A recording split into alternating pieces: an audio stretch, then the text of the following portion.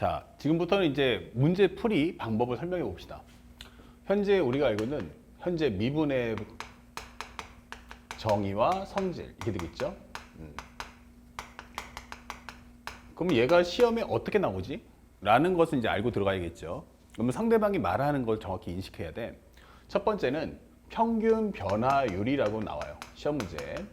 평균 변화율.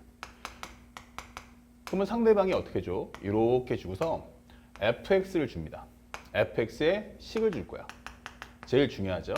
여긴 식이 있고 이고 그 다음에 뭐뭐뭐뭐의 평균 변화율을 설명해 줘요. 여기 단어가 이렇게 나온단 말이야. 그쵸? 예, 이렇게 현재 평균 변화율이 한 다음에 뭐뭐뭐뭐를 구하시오. 이렇게 됩니다. 그러면 상대방이 이렇게 언급이 떴다는 거는 이 평균 변화를 만들어서 문제를 풀어주세요가 돼요. 그리고 여기서는 뭐가 나온다? 바로 구간이 나온다. 뭐가 나온다? 구간. 그러면 이것은 첫 번째 뭐해라? 평균 변화율을 만들어라. 평균 변화율 만들기. 그럼 상대방이 말하듯이 기본적으로 이제 구간을 주면 여기서 우리가 원하는 b-a분의 fb-fa를 만드시면 돼요. 이렇게. 그쵸? 이 구간을 상대방이 줄 거야. 이런 식으로 a에서 b까지. 그럼 이거와 동의어는 a보다 크지만 x가 b보다 가까웠다 이게 되겠죠. 그러면 현재 평균 변화를 만드시면 그것에 해당하는 값이 뭐다라는 걸 주게 됩니다. 알았죠? 그럼 이걸 통해서 두 번째 연산하기. 그래서 미정계수를 구하시면 되는 거야. 미정계수 ABK. 현재 여기 미정계수가 있다면 이 미정계수나 아니면 그 밖에 함수 안에 미정계수가 있다면 그 값을 구해준다. 이렇게 생각하시면 문제를 손쉽게 풀 수가 있습니다. 아시겠죠? 근데 만약에 함수식을 안 줘 이렇게 되면 어떻게 돼요? 레벨이 확 올라가겠죠. 예, 이럴 때는 이제 함수식을 만든다. 이것도 꼭 기억해 주시기 바래요. 근데 실제 시험에서는 점수를 주기 위해서 어떻게 된다? 여기 부분을 반드시 쉽게 준다라는 걸 꼭 기억하시고 어렵게 된다면 여기를 뺀 상태에서 이제 다항함수, 최고차수를 알려준 다항함수의 식을 만들어 와라고 설명할 거라는 것도 꼭 알고 공부하시기 바랍니다. 근데 평균 변화가 언급되는 건 이제 학생들이 공부 과정을 꼼꼼하게 전 과정을 공부해줘라는 메시지고요. 두 번째는 이제 미분의 정의예요. 미분의 정의가 나오는데 이것의 목적은 뭐냐? 기본적으로 설명하는 것은 함수식이 있느냐 또는 우리가 알고 있는 미분의 정의가 있느냐 이렇게 되는 거예요. 이 두 가지 구성이 되는데 함수식이 있다라는 것은 뭘 의미하니 하면은 바로 연산해 주세요라는 데 목적을 둡니다. 그리고 함수식이 현재 미분의 정의가 나와 라고 하는 것은 해석을 해주세요 라고 설명해 주는 거야. 이렇게. 그래서 시험 문제를 보면 첫 번째 함수식은 있지만 정의는 없다. 이렇게 되는 거예요. 그러면 상대방이 뭐 한다? 이렇게 표현해 주면서 fx가 뭐뭐뭐뭐입니다 하면서 식을 주는 거예요. 자, 이렇게 일대 무엇을 구하시오 이게 되겠죠. 현재 일대 무엇을 구하시오 이게 되는 거예요. 자, 여기서 이제 함수 형태가 나오는데 여기서 뭐가 나오냐면 바로 구하는 값 이렇게 되는 거예요. 근데 이건 너무 단순해서 첫 번째 우리가 확인할 수 있는 건 구하는 값은 뭐야? 라고 한다면 철저하게 뭐하라? 미분값을 구해줘 이렇게 되는 거예요. f'a를 가져와 이렇게 되는 거죠. 아, 그러면 현재 나는 원하는 게 fx가 아니고 f'x구나. 그쵸? 그래서 이런 과정의 특징은 뭐야 하면은 연산 후. 연산을 목적으로 할 뿐 해석을 원하는 건 아니야. 이게 되는 거예요. 해석을 원하는 건 아니야. 이렇게 되는 거죠. 그래서 우리가 알고 있는 미분법 공식을 아는가? 라고 묻고 싶은 거예요. 미분법 공식. 미분법 공식을 적용해라. 이게 되는 거죠.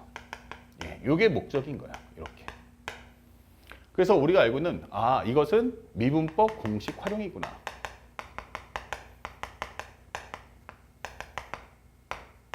요 말을 절대 잊지 마세요.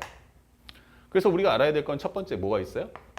y equals c 상수가 나오면 얘는 미분하는 순간 얼마다? 0. 두 번째 y equal x의 n승. 요거 미분하면 y 프라임은 n 곱하기 x의 n-1승. 그 다음에 세 번째는 y equal k 곱하기 fx. 우리가 수업 시간에 배웠다시피 요 x의 n승 앞에 숫자가 있다면 어떻게 할 거냐? 또는 부호가 있으면 어떻게 할 거냐 묻는 건데 y 프라임이란 상수를 냅두고 x 관계식만 미분해 줘. 네 번째는 합차일 수도 있잖아. 단일하게 하나 있는 게 아니고 두 개 이상이 붙어 있으면 어떻게 해? 그러면 이때는 각각을 미분해 줘라고 설명하는 거예요. f'(x), g'(x) 만든 후 각각을 더해줘. 그 다음에 여기까지는 이제 기본 옵션이니까 그럼 요걸 또 동시에 포함하는 게 뭐가 있을까라고 할 때 등장하는 게 바로 5번. 현재 우리가 알고 있는 y는 fx 곱하기 gx를 해보자 이렇게 되는 거죠. 그럼 이 안에 누가 들어간다? 1, 2, 3, 4번이 포함될 거야 이 되는 거예요. 그래서 우리가 알고 있는 y 프라임이란 f'(x) gx 플러스 fx 곱하기 g'x다 라고 설명을 해주시면 되는 거예요. 그 다음에 여섯 번째, 만약에 거듭 제곱에 관련된 이야기면 어떻게? 라고 할 때는 y 프라임이란 n 곱하기 ax 더하기 b의 n-1승. 그리고 이 과정이 끝나면 바로 이 부분이죠. 이 속에 있는 걸 미분해 줘 해서 이 값은 얼마다? a다. 써준다는 것도 잊지 마시기 바랍니다. 그러니까 이 정도 우리가 공식은 알고 있어야만 돼. 그래서 학생들한테 미분법 연산을 잘 할 수 있을까라는 의아심에서 이런 문제를 낸다. 그 다음에 두 번째는 뭘 낼까 했더니 두 번째는 바로 함수식도 주고 and 우리가 알고 있는 정의도 한번 넣어보자 이게 되는 거야. 정의도 한번 넣어보자. 그러면 이것은 뭐 하라는 얘기야? 연산도 할 거고 해석도 할 거야 이게 되는 거예요. 그래서 난이도는 높지 않습니다. 그래서 이렇게 되면 fx가 뭐뭐뭐뭐 식을 줍니다. 일대 하면서 우리가 알고 있는 무엇을 구하시오 이게 되는 거죠. 그러면 여기에 뭐가 온다? 우리가 이 함수로 할 수 있는 대상, 다시 말하면 구하는 값이 등장을 한다 이게 되는 거예요. 구하는 값 이게 되는 거죠. 자, 근데 구하는 값이 무엇입니까? 라고 한다면 구하는 값이란 바로 미분의 정의가 나온다. 이렇게. 그래서 우리가 알고 있는 건 첫 번째, f'a가 뭐지? 이렇게 되는 거예요. f'a가 뭐지? 하면은 리미트 h가 0으로 갈 때 f의 a 더하기 h 마이너스 fa. 그러면 여기는 뭐가 나와? 암묵적으로 살짝 써주면 바로 a 플러스 h에서 a를 뺀 값이 나와야 돼. 그래서 분자에 있는 괄호값 안에 차이가 와야 한다라는 거 잊지 마시고 공부하시기 바랍니다. 알죠? 그 상대방이 여기서 페이크를 걸 수 있어요. 그 다음에 이거와 동의어가 되는 게 뭐다? 바로 리미트. 이걸 전체 a 더하기 h를 x로 치환해줘. 그러면 fx 마이너스 fa, x 마이너스 a 이렇게 되는 거죠. 그리고 h가 0으로 가면 여기는 a로 가기 때문에 x는 a로 간다라는 표현도 존재한다는 걸 잊지 마시기 바랍니다. 아시겠죠?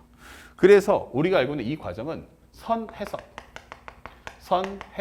그래서 얘가 무슨 말을 하는 거야 라는 걸 먼저 해석해주고 아 이게 결국엔 전부 다 무슨 얘기하는 거야 라고 한다면 이 말들은 싹 다 우리가 알고 있는 요 표현 f'a구나 라는 말로 번역을 한 후 문제를 풀어달라는 얘기예요. 정확하게 네 의도가 그거구나. 그러면 나는 후 연산을 할 거야. 이렇게 되는 거죠. 대신에 여기선 해석도 해야 되고 연산도 하니까 연산의 양이 어때요? 그럼 문제 풀이가 1번에 비하면 길어지겠죠?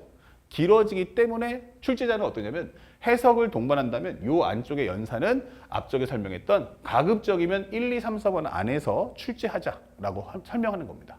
아시겠죠? 그래서 이런 과정들이 있구나. 그래서 어느 정도 시간대를 조절해 줄 거다라는 것도 잊지 마셔야 됩니다. 그 다음에 마지막으로 함수식이 없어요. 함수식이 뭐 한다? 없다. 그럼 살짝 여기다 밑에 같이 적을게요. 함수식이 없어요. 나는 정의만 낼 거야. 이렇게 되는 경우가 있어요. 그러면 정의를 냈다?